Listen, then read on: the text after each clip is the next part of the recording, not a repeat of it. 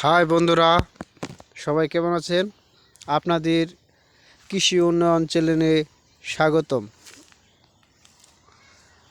আপনারা সবাই আমার পাশে থাকবেন। আমার আগের ইউটিউব চ্যানেলটি নষ্ট হয়ে গেছে, আমি নতুন করে আবার কৃষি উন্নয়ন চ্যানেলটি খুলেছি। আপনারা সবাই আমার চ্যানেলটি সাবস্ক্রাইব করে দিবেন,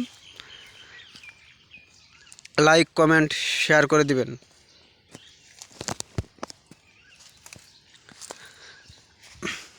এই হলো আমার কৃষি জমিতে আমি ধুন্দল চাষ করেছি, পাশাপাশি কিছু শসা চাষ করেছি।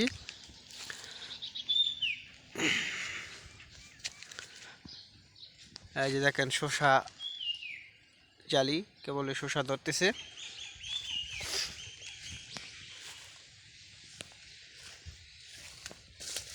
আর এইদিকে শসা ধরে অনেক বড় হয়ে গেছে, আপনাদের দেখাবো। আমি এখন ধুন্দল দেখাচ্ছি কি পরিমাণ ধুন্দল ধরেছে এই গাছে। শসা আর ধুন্দল গাছ আপনারা যদি রোপণ করে থাকেন তাহলে দুদিন পর পর পানি দিবেন, সেচ দিবেন।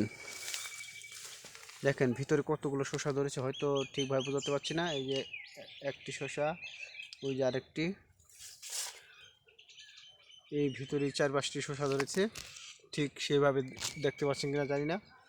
ওই যে ভিতরে আরেকটি আছে, অনেকগুলো জালি আসছে।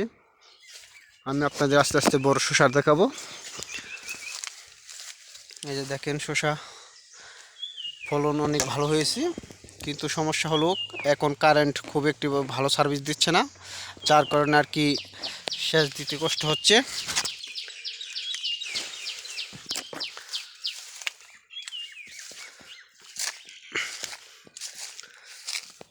দেখেন কত সুন্দর শসা ধরেছে, ফলন অনেক ভালো হয়েছে। এই শসাটি 1 হাতের মতো লম্বা হবে। এই যে দেখেন আরও শসার জালি, এগুলো 3 দিন গেলেই শসাগুলো বড় হয়ে যাবে।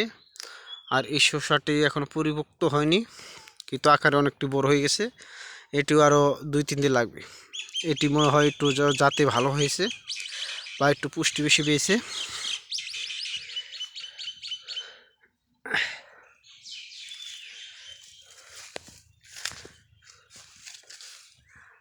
এখানে শসা একটি, আর ওই যে ধুন্দল।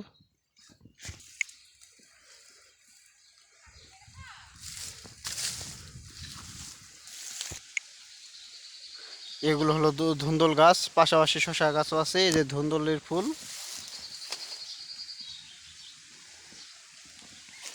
আর এই যে পাশে শসা ফুল।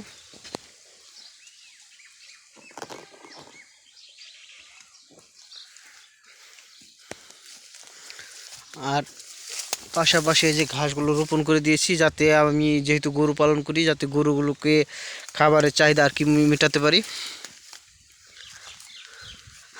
কিন্তু সব থেকে সমস্যা হলো এই যে মিষ্টি কুমড়ার ফলন খুব একটা ভালো হয় না। এখন আপাতত একটি মিষ্টি কুমড়া আসছে এখানে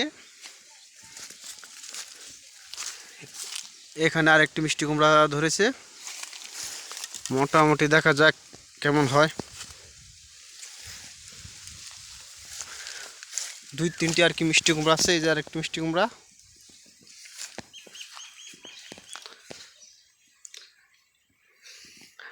সব থেকে ধুন্দল চাষটি আর কি, ধুন্দলের ফলনটি বেশি হচ্ছে। আর শসাটি দেখেন ধুন্দল অনেক ভালো হয়েছে, পাশাপাশি শসাটাও অনেক ভালো হয়েছে। যারা যারা ভিডিও দেখছেন আমার চ্যানেলটি প্লিজ শেয়ার করে দিবেন, সাবস্ক্রাইব করে দিবেন, লাইক কমেন্ট করবেন। আপনাদের সাপোর্টের খুবই প্রয়োজন।